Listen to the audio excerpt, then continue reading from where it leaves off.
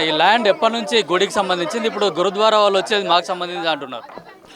ఈ యొక్క area Romberg అనేది అత్తాపూర్, దుర్గామాత టెంపుల్, చిన్ననంతగిరి శివాలయం, కాలా హనుమాన్ టెంపుల్, ఇది సుమారుగా అక్కన్నల మాదన్నల కాలంలో 500 సంవత్సరాల క్రితం నుంచి ఉన్న దేవాలయాలు ఇవి గత 500 సంవత్సరాలుగా ఇక్కడ ఋషులు మహామునులు ఎప్పుడైతే శ్రీశైలము రామేశ్వరం వెళ్ళే దారిలో ఇక్కడ వచ్చి వాళ్ళు విశ్రాంతి తీసుకునే వాళ్ళని మనం చెప్తున్నాం, మనకు చరిత్ర చెప్తుంది. కాబట్టి ఈ యొక్క భూమి రాంబాగ్ అంటే క్లియర్గా అర్థమవుతుంది. ఈ యొక్క ఏరియా పేరే రాంబాగ్ అంటే రాముని యొక్క ఆస్తులు, రాముని యొక్క ఆస్తులను రామునికే చెందాలి, దేవాలయానికే చెందాలి.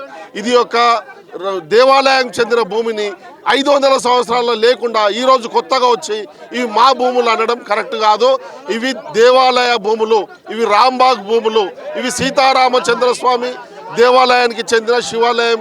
ఇది ఒక టెంపుల్ సిటీ. ఇక్కడ అన్ని దేవాలయాలు, కాలా హనుమాన్ ఉంది, అనంత పద్మనాభ స్వామి టెంపుల్ ఉంది, దుర్గామాత టెంపుల్ ఉంది, శివాలయం ఉంది, రామాలయం ఉంది. కాబట్టి ఇది రాంబాగ్ అంటే రామునికి చెందిన దేవాలయ ప్రభుత్వ భూములు.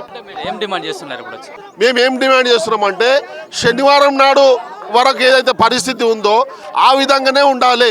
ప్రభుత్వము మరియు దేవాదాయ శాఖ కలిసి ఈ యొక్క భూములను ప్రభుత్వం కాపాడుకోవాలి. ప్రభుత్వము కాపాడమని ప్రజలు వినతి ఇచ్చిందాక ప్రభుత్వానికి తెలియదా ఈ యొక్క భూములు?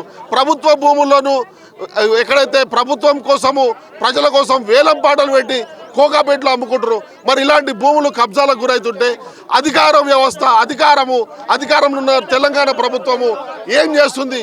వెంటనే దీన్ని మళ్ళీ యథాతథ స్థితి కొనసాగించి దేవాదాయ శాఖ ప్రభుత్వం కలిసి దీనికి ఫెన్సింగ్ వేసుకొని రక్షించమని, ప్రజలకు అందుబాటులో ఉండమని చెప్తున్నాం.